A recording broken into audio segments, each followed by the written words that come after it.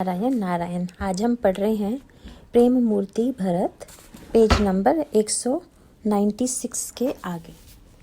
तन मन वचन उमग अनुरागा, धीर धुरंधर धीर जुत्यागा। बारिज लोचन मोचत बारी, देखी दसासुर सभा दुखारी। मुनिगण गुरु धुर धीर जनक से, ज्ञान अनल मन कसे कनक से। जे बिरंच निर्लेप उपाय, पदुम पत्र जिमि जल जाए। तेउ बिलो की रघुवर भरत, प्रीति अनूप अपार। भय मगन मन तन वचन, सहित विराग विचार। चारों ओर घोर व्यथा और स्नेह का साम्राज्य छाया हुआ है। महाकवि का हृदय रुदन कर रहा है, नेत्र भी बरस रहे हैं और वह अपनी लेखनी को चलाए जा रहा है। हाथ कांप उठता है, शरीर शिथिल हो रहा है और मन कह रहा है, बस बस कवि, अब रहने दो राम और भरत का वियोग। यह क्या लिख रहे हो? पर कवि कर्तव्य पराधीन है, उसका कार्य है घटना का वर्णन। तब कवि का हृदय पुकार उठता है, बरनत रघुबर भरत वियोगु, सुनी कठोर कवि जान ही लोगु। राघव रुद्ध कंठ जलपुरित नेत्रों से भरत को समझाते हैं, पर क्या समझावें, स्वयं ही उनके धैर्य का बांध टूट गया है। उसके पश्चात प्रभु ने शत्रुघ्न को हृदय से लगा लिया। हृदय प्रसन्नता से भर उठा। मन ही मन कह उठे, धन्य हो मूकव्रती, तुम्हारा जीवन सफल हो गया। तुमने भरत का अनुगमन किया है, तुम्हारा भाग्य अतुल है। सारा समाज प्रभु से यथायोग्य मिलकर चलने के लिए प्रस्तुत हो गया। श्री भरत ने पुनः राघवेंद्र के पुनीत पाद पद्मों की वंदना की और उसके बाद चित्रकूट निवासी मुनियों की वंदना करते हैं। रुद्ध कंठ से कहते हैं, हमारे प्रभु राम की रक्षा करना। वन देव की स्तुति करते हैं, देव हमारे कौशल पाल तुम्हारे आश्रय में निवास करते हैं, उन्हें कष्ट न हो। इस दिन की यही प्रार्थना है। स्नेहपूरित हृदय से महात्माओं ने आशीर्वाद दिया, आश्वासन दिया। बार बार चलते हैं और लौटकर प्रभु के अंक से लिपट जाते हैं। आहा, वह स्नेह और वह करुणा क्या वाणी का विषय है। समस्त पुरवासी ही नहीं, पशु भी प्रभु के वियोग से व्यथित हो रहे हैं। अश्व आंसू बहाते हुए कृपालु कौशलपाल की ओर देखते हैं। करुणा निधान भी स्नेह से अपने कोमल कर कमलों से उनका स्पर्श करते हैं, पुचकारते हैं, पर उनका हृदय फटा जा रहा है। पग आगे की ओर बढ़ते ही नहीं, विवश होकर जाना पड़ रहा है। आज वे वायु वेग को लज्जित करने वाले नहीं हैं, उनकी गति मंथरता की सीमा है। हृदय में राम उसी लखन समेता, चले जा ही सब लोग अचेता। बसह बाज गज पशु ही हारे, चले जा ही पर बस मन मारे। उधर कोमल कारुणिक रामभद्र लौटकर वट वृक्ष के नीचे बैठे आंसू बहा रहे हैं। भरत के स्नेह का वर्णन प्रियाजी व लक्ष्मण को सुनाते हैं, पर कंठ रुद्ध हो जाता है, कह नहीं पाते। फिर प्रारंभ करते हैं, क्योंकि कहीं बिना रहा नहीं जाता। चित्रकूट का प्रमोद और मंगल से पूर्ण वन विषाद की सीमा बन गया है। समस्त तरु लता और वल्लरी कुम्हलाई हुई हैं। पक्षियों का कमनीय कूजन कहीं सुनाई नहीं पड़ता। मृगों का समूह जिस मार्ग से भरत गए हैं उस ओर देखता हुआ आंसू बहा रहा है। प्रभु सिय लखन बैठी बठ छाही, प्रिय परिजन वियोग बिल खाही। भरत स्नेह सुभाव सुबानी, प्रिया अनुज सन कहत बखानी। प्रीति प्रतीति वचन मन करनी, श्रीमुख राम प्रेम बस बरनी। तेहि अवसर खग मृग जल मीना, चित्रकूट चर अचर मलीना। इधर श्री भरत अवध में पहुंच गए हैं। शासन कार्य के लिए यथायोग्य नियुक्त करके शत्रुघ्न जी को मातृसेवा का कार्य सौंपते हैं। समस्त पूर्ववासियों को सांत्वना देकर सुखपूर्वक निवास की प्रार्थना करते हैं। इसके पश्चात दोनों भ्राता गुरुदेव के निकट जाकर उन्हें प्रणाम करते हैं और नियम पूर्वक रहने की आज्ञा मानते हैं। स्नेह, प्रसन्नता और आदर से महर्षि का हृदय भर आया। आज तक वह आस्तिक वेदिकों ने जो स्वतंत्रता भगवान को भी नहीं दी, क्योंकि वे कहते हैं वेद ही प्रमाण है। भगवान का भी वही आचरण उपदेश मान्य है जो वैदिक हो, क्योंकि वेद ही उनकी दृष्टि में सकल दोष शंका कलंक पंक रहित हैं। व्यक्ति में तो अनेक दोष हो सकते हैं। जब आस्तिक जन वेद ही को प्रमाण मानते हैं, भगवान को नहीं, तब किसी व्यक्ति को प्रमाण मानना तो दूर रहा। पर विश्व इतिहास में एक व्यक्ति ऐसा भी हुआ जिसे वेद सदृश ही प्रमाण योग्य स्वीकार किया गया। वे हैं हमारे धर्ममूर्ति भरत। और यह प्रमाण भी किसी साधारण जन ने नहीं, ब्रह्मपुत्र धर्मशास्त्र निमाता महर्षि वशिष्ठ ने स्वीकार किया। आज उन्होंने श्री भरत से स्पष्ट कह दिया, भरत, मैं अन्यों को ही धर्माधर्म का निर्णय बता सकता हूँ, पर तुमको? इतना महान वह व्यक्ति नम्रता का मूर्ति है। गुरुदेव से आज्ञा लेकर ही शुभ मुहूर्त में राघवेंद्र की पुनीत पादुका को सिंहासनासीन करते हैं। पादुका श्री से आज्ञा लेकर नंदीग्राम में पर्णकुटी निर्माण करके उसमें निवास करते हैं और उनकी रहनी का वर्णन गोस्वामी जी के शब्दों में पढ़िए। समुझब कहब करब तुम जोई, धर्म सारु जग होई सोई। जटाजूट सिर मुनिपट धारी, मही खनि कुश सांथरी सवारी। असन बसन बासन व्रत नेमा, करत कठिन ऋषि धर्म सप्रेमा। भूषण बसन भोग सुख भूरी, मन तन वचन तजे तिन तूरी। अवध राजु सुर राजु सिहाई, दशरथ धनु सुनु धन दुल जाई। तेहिपुर बसत भरत बिनु रागा, चंचरीक जिमि चंपक बागा। प्रभु जिन नियमों का पालन मर्यादा की दृष्टि से कर रहे हैं, यह महान प्रेमी उनकी अपेक्षा कठिन नियमों का पालन स्वेच्छा से कर रहा है। वल्कल वस्त्र और जटाजूट यही उनका श्रृंगार है, नीरस कंद मूल आहार है। किंतु यह सब त्याग कष्टपूर्वक नहीं, क्योंकि लोग धर्म पालन के लिए कष्टपूर्वक त्याग करते हैं। यहाँ तो करत कठिन ऋषि धर्म सप्रेमा। हृदय में राम प्रेम, बुद्धि में वैराग्य और आचरण में त्याग, यह है उस महाव्रती का संक्षिप्त परिचय। जिस राज्य के लिए संसार में बड़े बड़े संग्राम होते हैं, उन राज्यों में सर्वाधिक ऐश्वर्य संयुक्त वह अवधराज न लुभा सका उस असीधार व्रती को। वे नित्य अवध का प्रबंध करते हैं। वहाँ की आकर्षक सामग्रियाँ उनके दृष्टिपथ में आती हैं, किंतु उनके प्रति उनके मन में कोई राग उत्पन्न नहीं होता। राम पद पदम मधुकर उस राज्य में उसी प्रकार निवास करता है जैसे चंपक वन में चंचरीक। चाहतक सा अचल नेम प्रेम और हंस का विवेक दोनों एकत्र हैं उस प्रेमी में। शरीर प्रतिदिन क्षीण हो रहा है, पर मन में राम प्रेम पीनता बढ़ती जा रही है। मुखमंडल अभूतपूर्व कांति से चमक रहा है। सौंदर्य यथापूर्व है, शारीरिक शक्ति भी स्थिर है। प्रेम भरे हृदय से पादुका भगवान का पूजन करते हैं और सचमुच वे भी उनसे मधुरालाप करते हैं, आज्ञा देते हैं। नित्य पूजत प्रभु पावरी, प्रीति न हृदय समाति। मागी मागी आयसु करत, राजकाज बहुभांति। शरीर अहर्निश रोमांच से उत्फुल्ल रहता है, आँखों से होता रहता है अनवरल अश्रु प्रवाह, और जिह्वा पर प्रियतम का मधुमय राम नाम। उस रहनी पर जिसकी दृष्टि पड़ जाती है, वह भी प्रेम मग्न हो जाता है। नंदीग्राम का कोना कोना तप और प्रेम के पवित्र वातावरण से भरपूर हो रहा है। गीतावली रामायण के कई पदों में महाकवि ने उस सरस झांकी का चित्रण किया है। उसमें से 2 पद यहाँ अर्पित किए जाते हैं।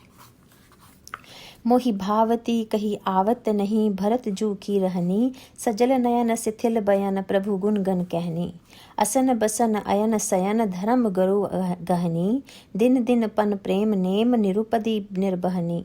सीता रघुनाथ लखन, बिरह पीर सहनी। तुलसी तजी उभय लोक, राम चरण चहनी। जब ते चित्रकूट ते आए, नंदीग्राम खनि अवनी। दासी कुस परन कुटी करी छाए, अजिन बसन फल असन। जटा धरे रहत अवधि, चित दीन है। प्रभु पद प्रेम नेम व्रत, निरखत मुनि नमित मुख कीन है। सिंहासन पर पूजी पादुका, 12 बार जोहारे। प्रभु अनुराग मांगी आयसु, पुरजन सब काज संवारे। तुलसी ज्यों ज्यों घटत तेज तनु, त्यों त्यों प्रीति अधिकाई। भय न है न होहिंगे, कबहू भवन भरत से भाई। यद्यपि महाकवि रामानन्य हैं, सर्वत्र उन्हें अपने राम का ही गुण दिखता है। जैसा गणेश श्री गीत जी के प्रसंग में यद्यपि प्रभु कार्य में उन्होंने प्राणार्पण कर दिया था, अतः उन्हें मुक्ति मिलनी स्वाभाविक है, पर उसमें भी वे अपने राघव का ही गुण देखते हैं। गीध अधम खग आमिष भेगी, गति दीन ही जो जाचत जोगी। शबरी जी यद्यपि परम भक्त मती थी, पर उनको गति देने में भी उन्हें अपने कुशालपाल कृपालु के ही गुण दिखते हैं। जातिहीन अध जन्म मही, मुक्त कीन्ही अस नारी। महामंद मन सुख चहसी, ऐसे प्रभु ही बिसारी। उपरयुक्त उदाहरणों से उनका पक्ष प्रकट है, किंतु आज रामानन्य सब नियम भूल तुलना कर बैठे। प्रेम मूर्ति श्री भरत और भगवान राघवेंद्र की और निर्णय भी बड़ा विलक्षण दे दिया। लखन राम सिय कानन बसही, भरतु भवन बसी तप तनु कसही। दो दिशि समझु कहत सब लोगु, सब विधि भरत सराहन जोगु। एक और है राघव, लक्ष्मण और जगजननी जानकी की तपस्या, दूसरी ओर भवनस्थ भरत की तपस्या। किंतु दोनों ओर अच्छी तरह से देखने से यह ज्ञात हो जाएगा कि सब प्रकार से श्री भरत ही सराहने योग्य हैं, और वे यह मन सब लोगों कहकर व्यक्त करते हैं। निर्विवाद सिद्ध है यह सिद्धांत। श्री राघव पितृआज्ञा से वन गए हैं, किंतु साथ में श्री किशोरी और प्रेम मूर्ति लक्ष्मण जैसे सेवक हैं, सदा जागरूक रहकर सेवा करने वाले। श्री लक्ष्मण अहर्निश सेवा में संलग्न हैं, किंतु साहचर्य संयोग का सुख प्राप्त है। श्री किशोरी जी सर्व त्याग करके आई हैं, पर वह तो पतिव्रता का कर्तव्य है। फिर सबसे बड़ी बात कि अहर्निश प्रियतम का साहचर्य, उनका स्नेह संभाषण प्राप्त है। श्री भरत पिता ने राज्य दिया है, किंतु स्वेच्छा से तपस्या कर रहे हैं, स्वयं ही पादुका व पुरवासियों की सेवा करते हैं। श्री लक्ष्मण केवल प्रभु की सेवा में संलग्न है, पर यह महाव्रती तो प्रभु, उनकी पादुका, उनकी प्रजा सबकी सेवा कर रहा है, साथ ही विरहाग्नि में शरीर को तपा रहे हैं। पर यहाँ तो सर्व त्याग के पश्चात भी प्रभु को संकोच न हो, इसलिए न साथ की प्रार्थना की, न लौटने को कहा, स्वयं विरह कष्ट उठा रहे हैं। अतः यह तो निर्विवाद है कि महामना भरत का स्थान सर्वोत्कृष्ट है। अयोध्या कांड में श्री भरत रहनी का उल्लेख होने के पश्चात लंका कांड में ही उनका उल्लेख आता है। स्वभावतः इस बीच अयोध्या में कोई उल्लेखनीय नवीन घटना नहीं हुई।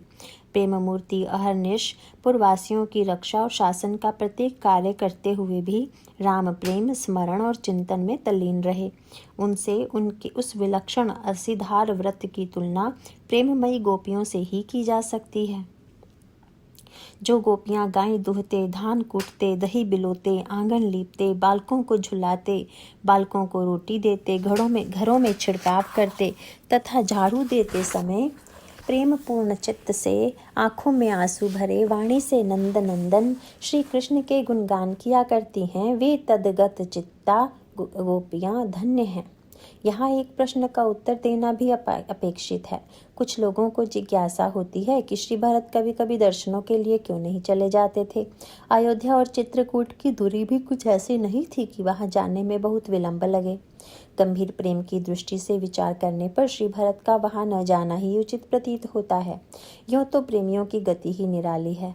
वृंदावन से मथुरा की दूरी ही क्या, महाभागा प्रेममयी गोपियाँ अहर्निश उनके लिए व्याकुल रही। उनकी व्यथा का वर्णन पढ़कर वज्र भी पिघल जाए, किंतु वे एक बार भी तो व्रज से मथुरा न आई। क्यों? उन न जाने में उनका प्रेम ही तो कारण था। भावुक जनों ने इसका अनेकों प्रकार से उत्तर दिया है। यही तो अंतर है काम और प्रेम में। प्रेमी जनों का सर्वस्व, उनकी सारी चेष्टा केवल प्रियतम को सुखी बनाने के लिए है। मेरे किसी कार्य से उन्हें लज्जित न होना पड़े, यह वे कैसे सोच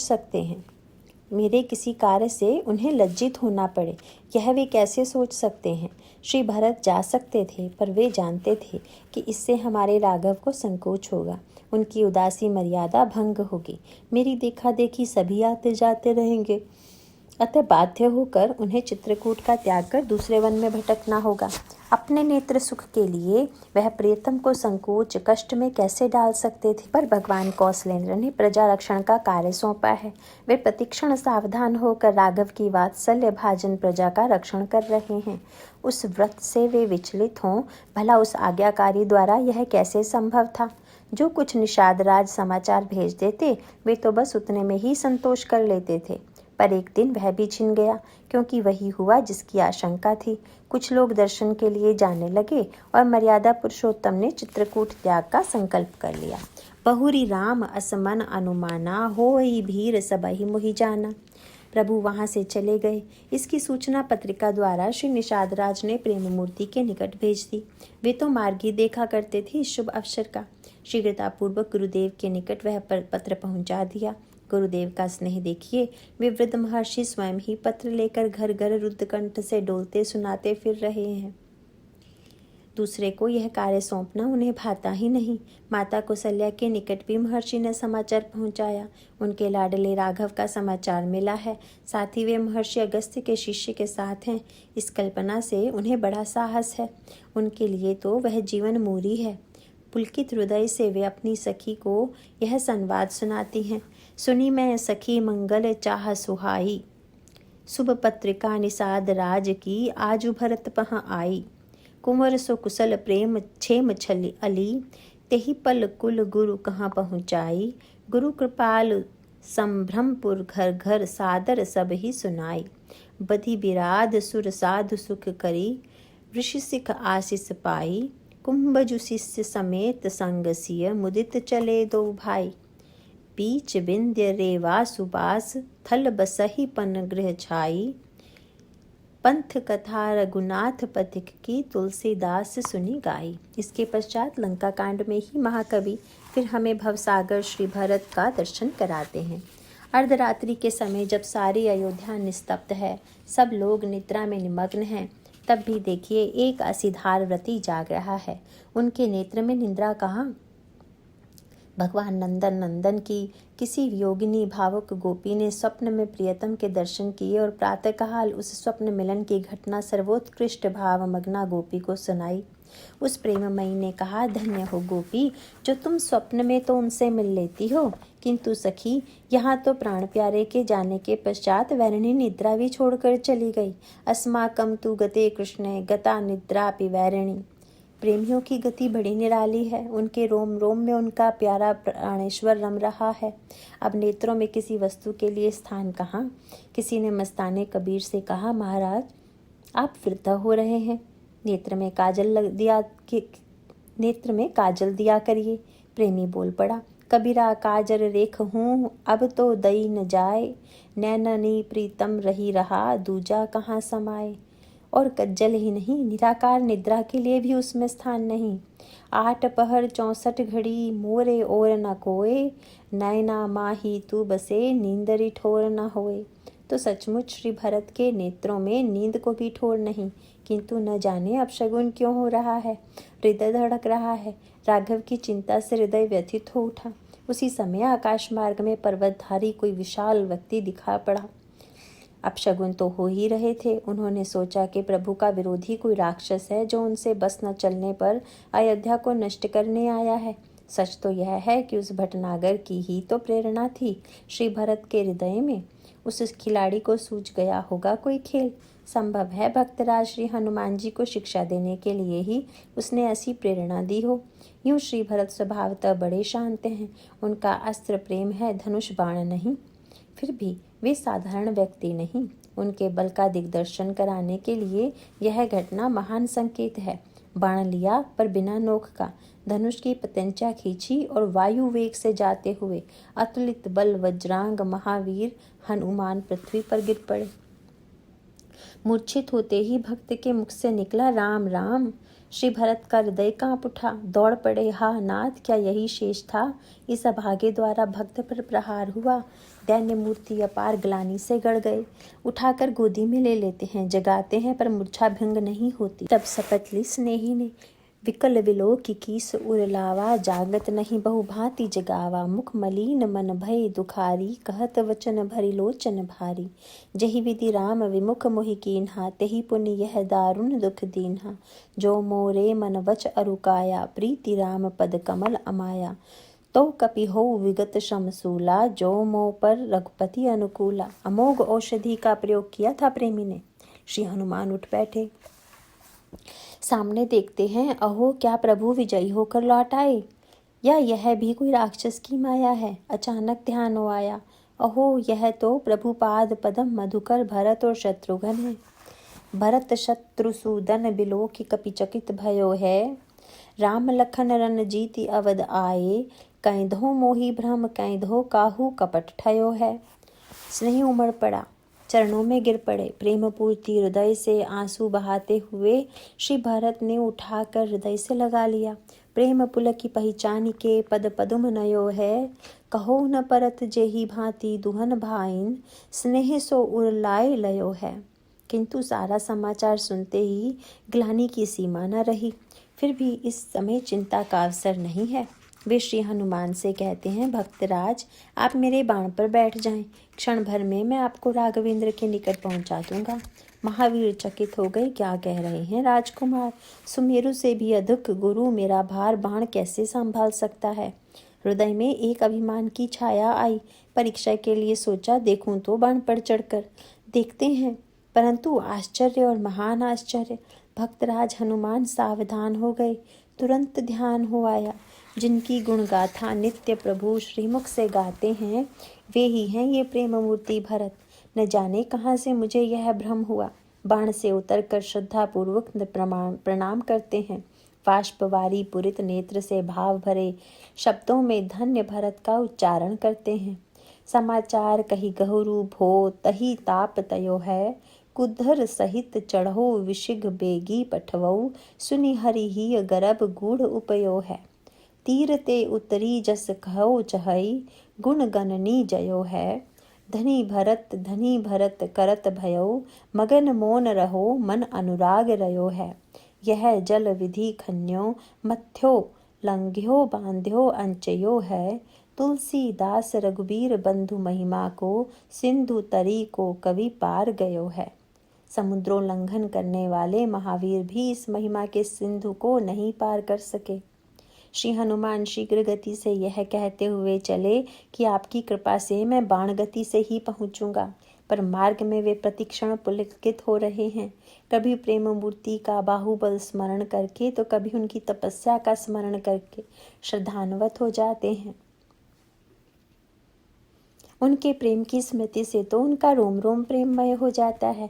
भरत बाहुबल शील गुण प्रभु पद प्रीति अपार, जात सराहत मन महू पुनि पुनि पवन कुमार।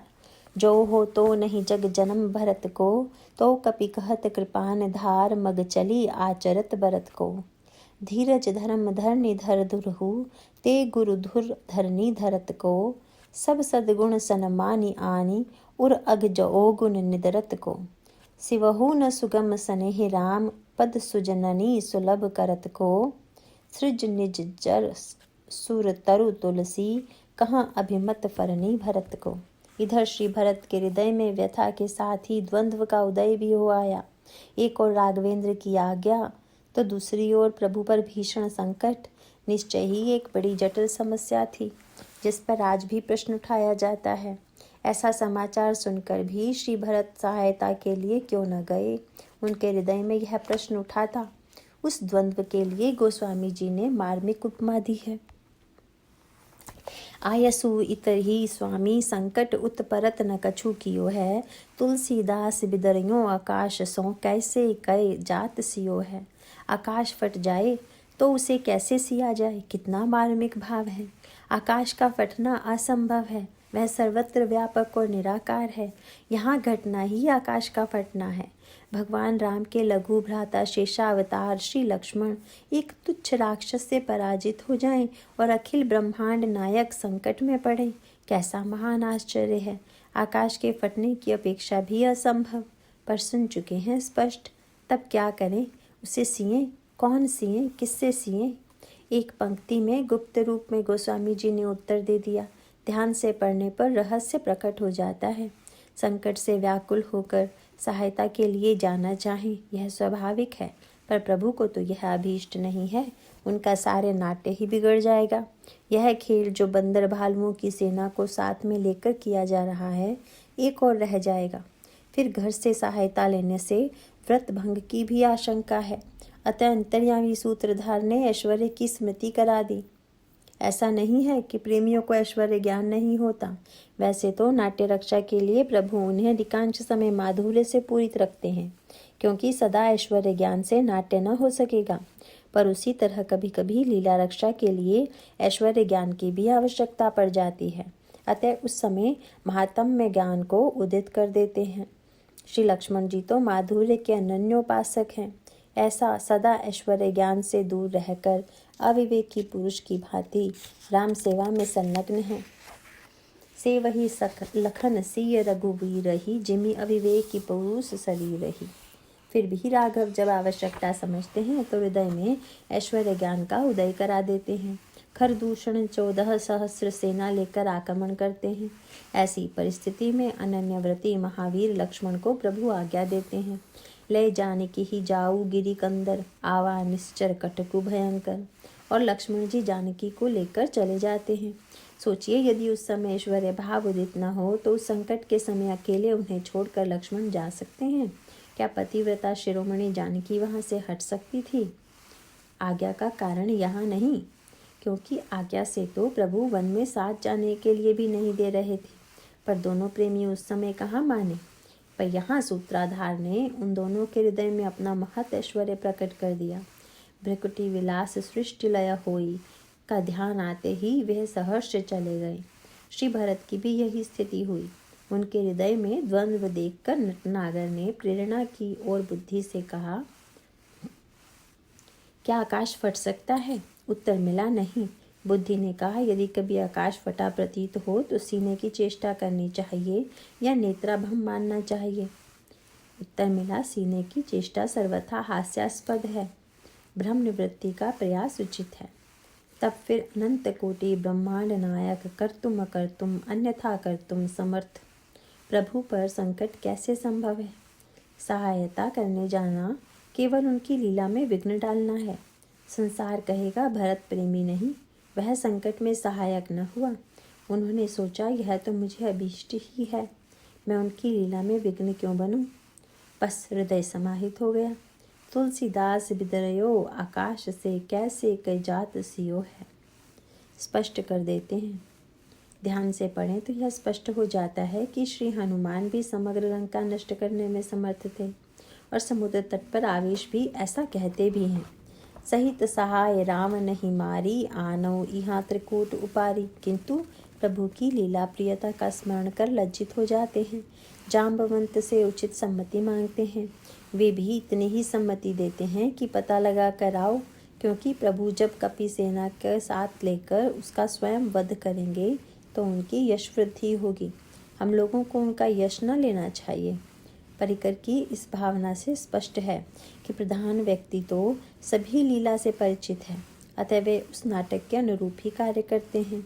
राघव के हाथ में स्मृति और विस्मृति दोनों से वे समान रूप में अपने नाट्य को सफल बनाते हैं।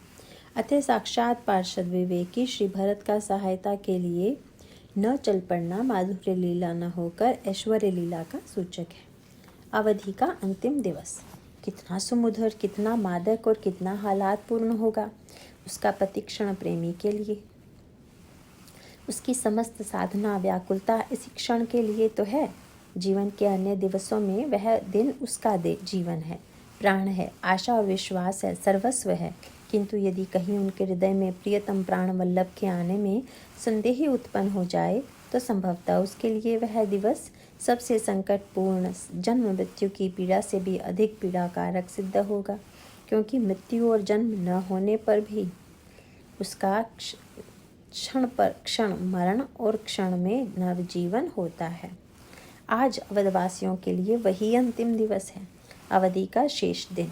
प्रत्येक व्यक्ति तपस्यामय जीवन व्यतीत कर रहा है, अपने सौंदर्य रसाम्बुनिधि अखिल हेय और प्रत्यनीक गुणनिधि राम का दर्शन पाने के लिए।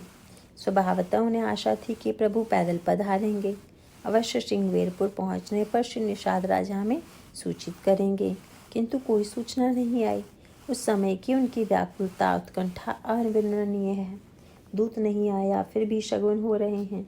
कहीं क्षेमकरी ने शुभ दर्शन देकर प्रिय आगमन की सूचना दी तो कहीं श्यामा कलकंठ से कूजने लगी।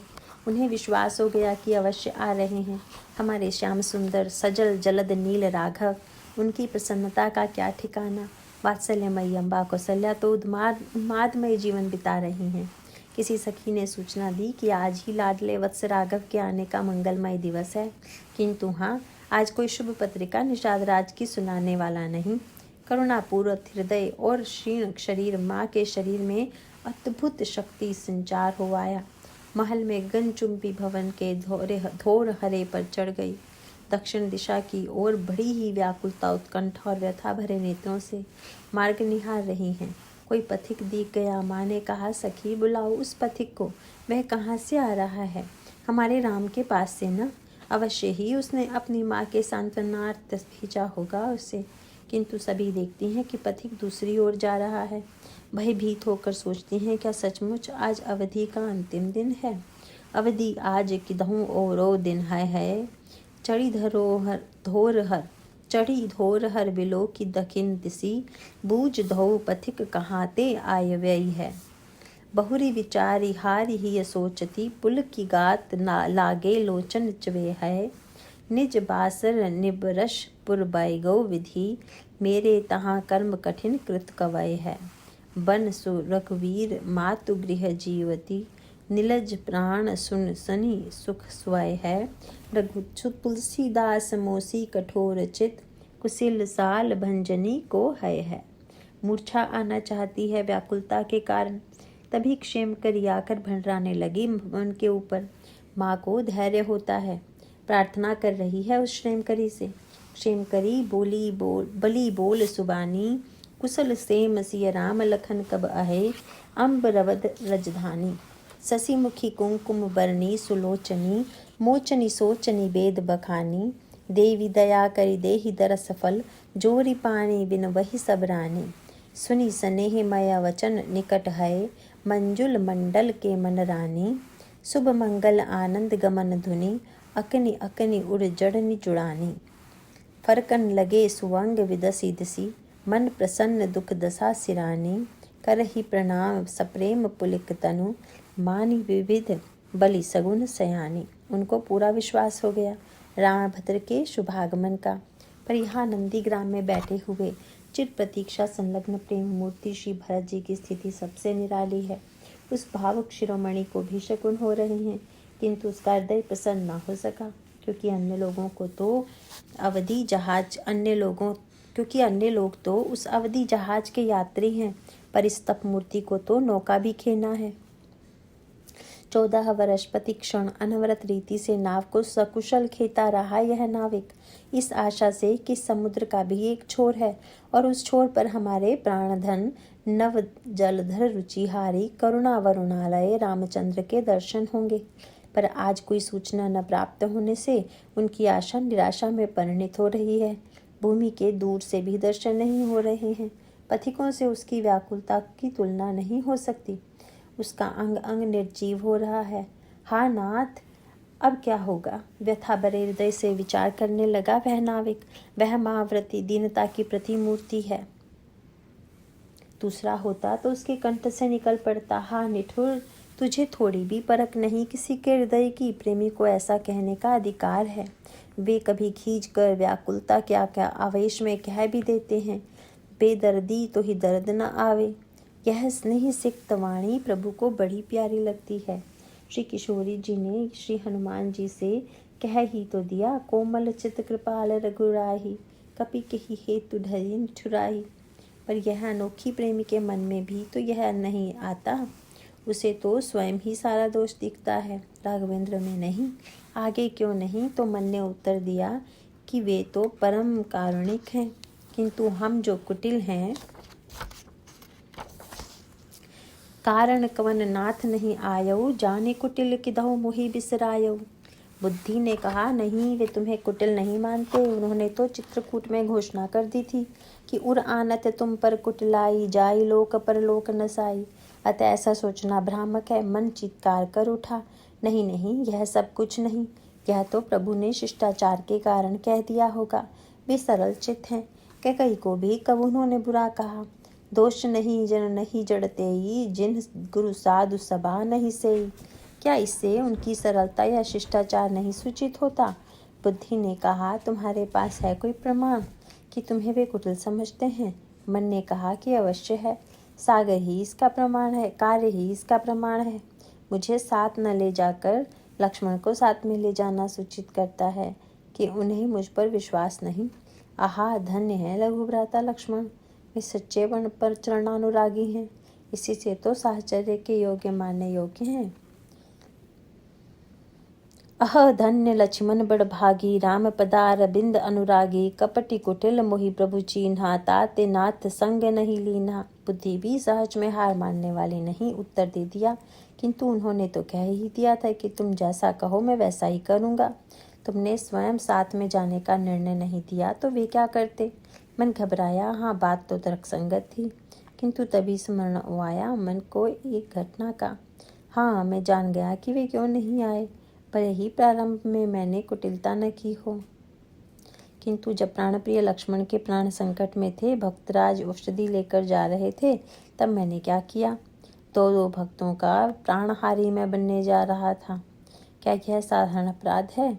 यदि प्रभु मेरी इस इच्छा पर ध्यान दें तो एक कल्प नहीं 100 करोड़ कल्पों में भी मेरा उद्धार न होगा। जो करनी समुझई प्रभु मोरी, नहीं विस्तार कल्प सत्तोरी। किंतु तभी स्मरण हो आया भावावश्य प्रभु के स्वभाव का। जन अवगुण प्रभु मान न काऊ, दीन बंधु अति मृदुल स्वभाव। मोरे जिय भरोस दृढ़ सोई, मिलहि राम सगुन शुभ होई। राघव के करुणामय कोमल स्वभाव का स्मरण होते ही श्री भरत का हृदय आनंद मग्न हो गया।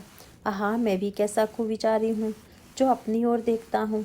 मैं चाहे जैसा हूँ, किंतु वे तो करुणापूरित हैं, अतः वे मुझ कपटी पर भी कृपा करेंगे ही।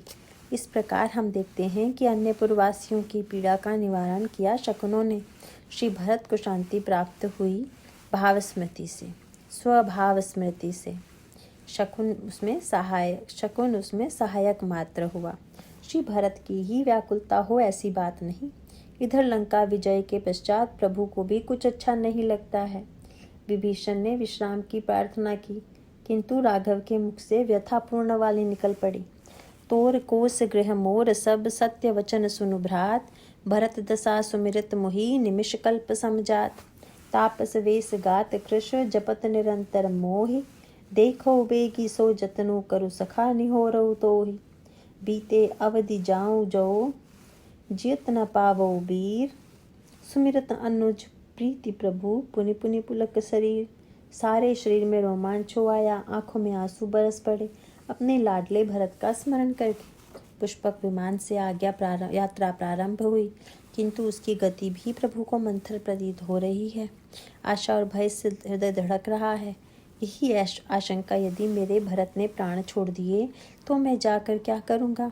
रहा नहीं गया, किसको भेजें। श्री हनुमान को छोड़कर अन्य किसी गति पर उन्हें विश्वास नहीं, अतः उनसे ही कहते हैं। परत ही कुशल हमारी सुनायो, समाचार ले तुम चली आयो। आहा, कितनी उत्कंठा है।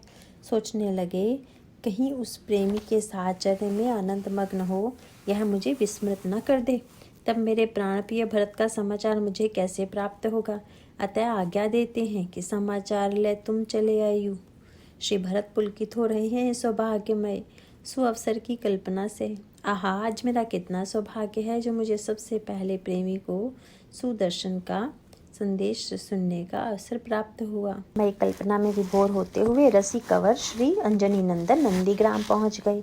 देखते हैं कि बैठे देखी कुशासन, जटा मुकुट कृस गात। राम राम रघुपति जपत, स्रवत नयन जल जात। सजल जलत सा श्याम वर्ण कृश शरीर, आंखों से अनवरत अश्रु प्रवाह। मुख से राम राम हा राम का भाव भरा उच्चारण। उस तपह पूत प्रेममय भावना मूर्ति का दर्शन कर श्री हनुमान को हर्षातिरेक हो गया। प्रेम उमड़ पड़ा, दोनों नेत्र बरस पड़े। देखत हनुमान अति हर्षेउ, पुलक गात लोचन जल बरसेउ। प्रेमी के इस प्रेम को देखकर विचार मग्न हो जाते हैं। कैसा भाव रस सागर है यह नवाम्बुद। 14 वर्ष प्रतिक्षण अश्रु प्रवाह, चिंतन और प्रजा रक्षण किया है इस असीधार व्रती ने। हम लोगों में यह प्रेम, यह भाव और सेवा परायणता कहाँ। मन मह बहुत भांति सुख मानी, बोले श्रवण सुधा संबानी। भाव आह्लाद भरे शब्दों में प्रिय भक्त ने कहना प्रारंभ किया। जासु विरह सोचहु दिन राति, रटहु निरंतर गुण गण पाती। रघुकुल तिलक सुजान सुखदाता, आयउ कुशल देव मुनि त्राता। रिपुरन जीति सुजस सुर गावत, सीता सहित अनुज प्रभु आवत। आहा, वह पीयूषमयी वाणी कर्ण में प्रविष्ट होते ही श्री भरत आनंद मग्न हो गए। अमृत से भी अधिक मधुर और चंद्रमा से भी अधिक शीतल यह वाणी श्री भरत के हृदय के समस्त दुखों का हरण कर लेती है। पर श्री भरत उठते नहीं, बैठे ही बैठे पूछते हैं, तुम तात कहाँ ते आए, मोहि परम वचन सुनाए। आश्चर्य होता है, इतना मंगल समाचार ले आने वाले को प्रणाम नहीं, स्वागत नहीं। श्री भरत की स्थिति तो उस समय बड़ी विलक्षण है। नेत्र बंद हैं, आंसू बरस रहे हैं। उसी समय शब्द सुनाई पड़ता है, आनंदमय मंगलमय, किंतु प्रेमी को प्रसन्नता के साथ संदेह है कि कहीं मेरी व्याकुलता या भावना के कारण तो ऐसा सुनाई नहीं पड़ रहा है। पर हृदय कहता है कल्पना ही सही, किंतु नेत्र इस भय के मारे नहीं खुलते कि कहीं सचमुच भावना न सिद्ध हो जाए। श्री हनुमान जी के शब्द सुनकर उन्हें यही भय होता है कि ये मेरी भावना ही है। रामेति सदैव बुद्धया विचिन्त्य वाचा ब्रुवती तमेव तस्यानुरूपं च कथां तदार्थमेव प्रपश्यामि तथा शृणोमि मनोरथः स्यादिति चिंतयामि। एव बहुत ही भावमय दोहा स्मरण आता है मुझे। एक अवसर पर कोई विरहणी व्रजांगना शयन कक्ष में पड़ी सो रही है। स्वप्न में उसे व्रजेंद्र कुमार का दर्शन होता है और वे जगाने लगते हैं, किंतु भावमयी गोपी नेत्रा नहीं खोलना चाहती। क्यों? क्या रूठी हैं? नहीं, नेत्र खोलने में उसे भय लगता है। किस बात का? सपने में साई मिले सोवत लिया जगाए, आंख न खोलूं डरपति मति सपना होई जाए। आहा, कैसी मार्मिक व्यथा है। मत सपना होई जाए, कहीं इस दर्शन स्वप्न न सिद्ध हो जाए। यही भावना इस समय हमारे प्रेम मूर्ति की है। मति सपना हो जाए, नेत्र नहीं खोलते और आंख मूंदे ही पूछते हैं, को तुम तात कहाँ ते आए, मोहि परम प्रिय वचन सुनाए।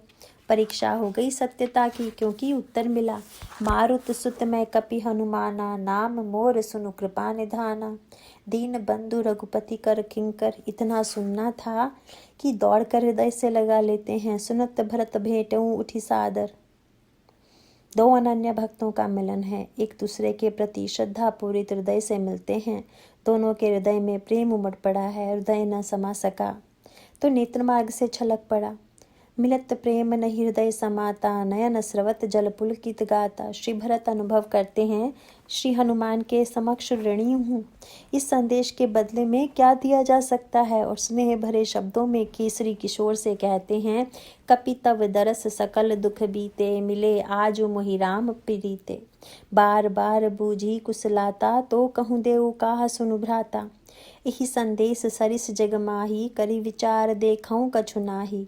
नाहिन तात उरिन मैं तो ही, अब प्रभु चरित सुनावहु मोहि। प्रियतम पूछते हैं, प्रियतम प्रभु की मंगलमयी कथा और श्री हनुमान जी चरणों में प्रणाम करके अतः दंडवत करके प्रभु की विजय गाथा का वर्णन करते हैं।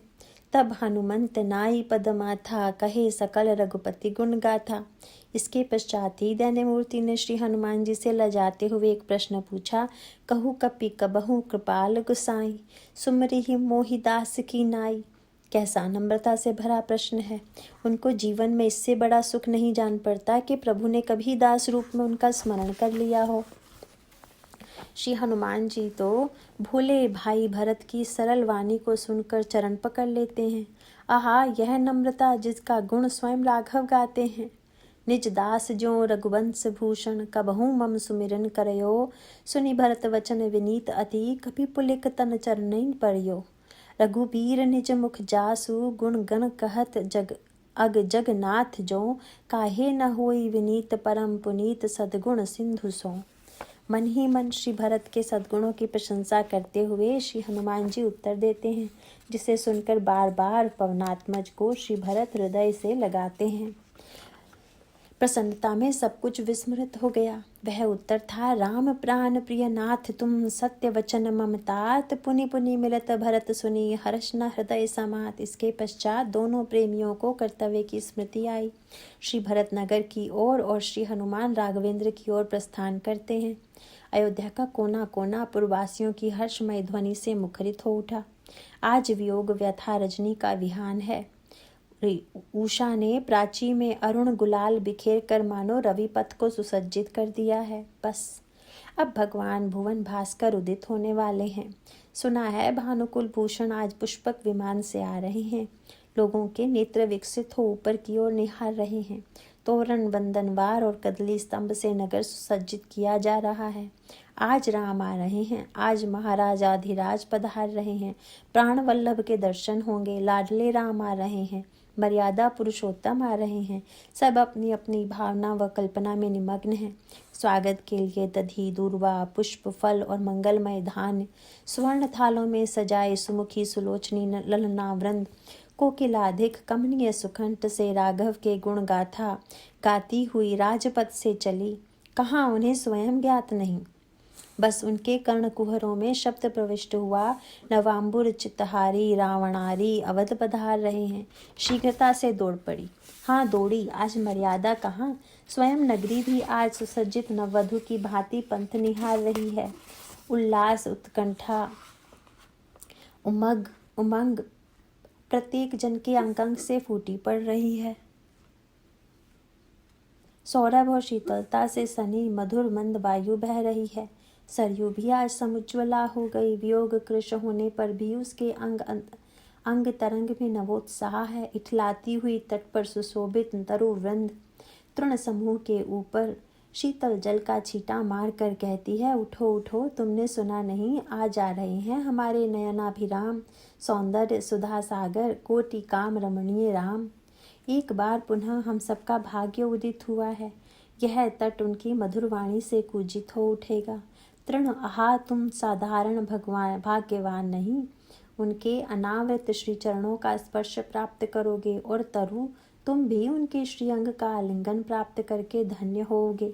एक बार हमारी धारा में वे लोक पावन प्रभु पुनः क्रीड़ा करेंगे। तरु झूम उठे, तृणों ने स्नान किया, हरित स्वच्छ होकर वे भी प्रतीक्षा मग्न हैं। बस चारों ओर प्रतीक्षा है। उस समय उनके नयन चकोर जैसे सुधाकर के उदय की प्रतीक्षा में अधीर हो रहे हैं। महाकवि ने इस सुअवसर का अतीव मधुर चित्र अंकित किया है मानस और गीतावली में। हर्षि भरत कौशलपुर आए, समाचार सब गुर ही सुनाए। पुनि मंदिर महबात जनाई, आवत नगर कुशल रघुराई। सुनत सकल जननी उठि धाई, कही प्रभु कुशल भरत समुझाई। समाचार पुरवासिन पाए, नर अरु नारी हर्ष सब धाय। दधि दूर्बा लोचन फल फूला, नव तुलसी दल मंगल मूला। भरी भरी हेम थार भामिनी, गावत चली सिंधुर गामिनी। जे जैसे ही तैसे ही उठि धावही, बाल वृद्ध कह संग न लावही। एक एकन कहूँ बूझही भाई, तुम देखे दयाल रघुराई। अवधपुरी प्रभु आवत जानी, भई सकल शोभा कई खानी। भई सुहावन त्रिविध समीरा, भई सरजु अति निर्मल नीरा। इस गीतावली में होने वाले वार्तालाप का मधुर आनंद देखिए। सुनियत सागर सेतु बंधायो, कौशलपति की कुशल सकल सुधी। को एक दूत भरत पहलायो, बध्यो विराध त्रिसिर खर दूषण। सुपर्णखा को रूप नसायो, हति कंबंध बल अंध बाली दली। कृपा सिंधु सुग्रीव बसायो, शरणागत अपनाई विभीषण। रावण सकुल समूह बहायो, विबुध समाज निवाजी बाहा दे।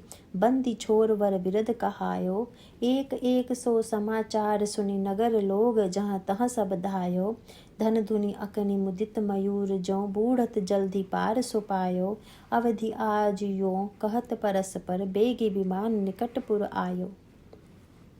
प्रतीक्षा की बेला समाप्त हुई। पुष्पक यान भूमि पर उतरा। कोटि कंदर्प कमनीय दुर्वादल द्युति तनु भगवान श्री रामचंद्र यान से उतरकर पृथ्वी पर श्री चरण रखते हैं। श्री अवध की पावन भूमि आनंदमग्न हो गई, किंतु राघव की दृष्टि ढूंढ रही है किसी को, और वह सामने नहीं है। लज्जित संकुचित छिपी दृष्टि से विप्र वृंद के पीछे खड़ा रूप सुधा का पान कर रहा है। प्रभु इस समय प्रेमी को नहीं छोड़ते। धर्मधुरीण धनुष बाण पृथ्वी पर रखकर गुरु चरणों की ओर गमन करते हैं। दौड़कर महर्षि के चरणों में लिपट जाते हैं। प्रत्येक ब्राह्मण की सादर अभ्यर्थना करते हैं। प्रेमी अधीर हो रहा है मिलने के लिए। पर तब भी उसे प्रभु की मर्यादा का ध्यान है। ब्राह्मणों से मिलन समाप्त होते ही प्रभु प्रेमी की ओर देखते हैं और प्रेम मूर्ति चरणों में लिपट जाते हैं। राघव उठाकर हृदय से लगाना चाहते हैं, भरत तुम्हारा स्थान यहाँ है, यहाँ देखो मेरे हृदय में। लाल उठो वत्स, किंतु प्रेमी अश्रु से भिगो रहा है उनके पाद पद्मों को, छोड़ना नहीं चाहता। न नाथ, मेरे लिए यही उपयुक्त स्थान है, मैं इन्हें अब नहीं छोड़ूंगा, तुम्हारे श्री चरणों को स्वतंत्र न करूंगा, पता नहीं कब प्रस्थान कर दें। राघव अपनी विशाल भुजा में भैया भरत को समेटकर मानो आश्वासन देते हैं कि भरत, अब तुम्हें छोड़कर जाने की कल्पना भी मेरे हृदय में न उठेगी। उठो उठो, मेरे व्यथित हृदय को संतप्त न करो, शीतल करो। और हठात उठाकर हृदय से लगा लेते हैं।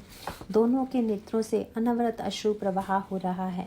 आहा, उस कमनीय चित्तहारी चित्र की कल्पना से ही हृदय न जाने किस रंग में डूब जाता है। दो हृदय, प्रेमी और प्रियतम के, भगवान और भक्त के, भरत और राम के मिले हुए हैं। दोनों में कोई दूरी है, कोई भेद प्रतीत ही नहीं होता। दोनों श्याम घन मिलकर एक अद्भुत रस वर्षा कर रहे हैं, जिसमें सारी अयोध्या और सारा नभमंडल भीग रहा है और आनंदमग्न हो रहा है। अमृत बरस रहा है। प्रेमी रसिक जन पान कर रहे हैं इस दिव्य दृश्य का। उस समय वे उन्मत्त जैसे प्रतीत हो रहे हैं। उस चित्तहारी दृश्य का वर्णन महाकवि इस प्रकार करते हैं। गए भरत पुनि प्रभुपद पंकज, नमत जिन्हि सर मुनि सरंकर अज। परे भूमि नहीं उठत उठाए, बर करि कृपा सिंधु उर लाए। श्यामल गात रोम भय ठाड़े, नव राजीव नयन जल बाड़े। राजीव लोचन स्रवत जल, तन ललित पुलकावली बनी। अति प्रेम हृदयम लगाई, अनुजहि मिले प्रभु त्रिभुवन धनी। प्रभु मिलत अनुजहि सोह मोह, पही जाति नहीं उपमा कही। जनु प्रेम अरु सिंगार तनु धरी, मिले बरु सुषमा लही। बूझत कृपा निधि कुशल भरत ही, बचन बेगी न आवई। सुन सिवासो सुख वचन मनते, भिन्न जान जो पावई। अब कुशल कौशल नाथ आरत, जानि जन दर्शन दियो। बूढ़त विरह बारिश कृपा निधान, मोहि कर गही लयो। स्नेह भरे शब्दों में राघव पूछते हैं, वत्स भरत कुशल और कंठरुद्ध हो गया। इधर प्रेम मूर्ति की दशा तो और भी निराली है। उत्तर देना चाहते हैं पर कंठरुद्ध हो गया है। बड़ी कठिनाई से कहते हैं, अब कौशलनाथ आरती जानी जन दर्शन दियो। बूढ़त विरह बारिश कृपा निधान, मोही कर गही लियो। इतनी कथा सुनाते सुनाते भगवान शंकर का कंठ भी रुद्ध हो गया। प्रेम भरी भवानी ने कहा, भगवान स्वयं न मग्न होइए, दासी पर भी कृपा हो। भूत भावन शिव ने कहा, प्रिय, आहा, यह सुख वर्णनीय नहीं, हमारे लिए भी वह दुर्लभ है। जान जो पावई में कैसी मधुर ईर्ष्या है। सचमुच उस सुख का, उस मिलनानंद का भागी विश्व में भरत को छोड़ और कौन हो सकता है। भरत से मिलकर प्रभु शोभित हुए। महाकवि कह देते हैं, जनु प्रेम अरु सिंगार तनुधरी।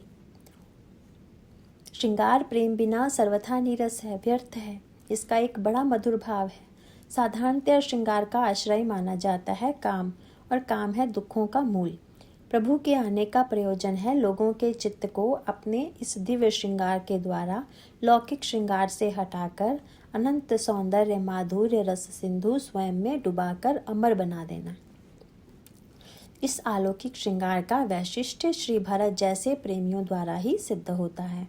लौकिक श्रृंगार विषयी और भोगी बनाता है। इस अखिल रससार श्रृंगार के उपासक हैं श्री भरत जैसे वीतरागी तपस्वी। अतः बिना इस प्रेमालिंगन के प्रभु भी शोभित नहीं होते हैं। नारायण नारायण।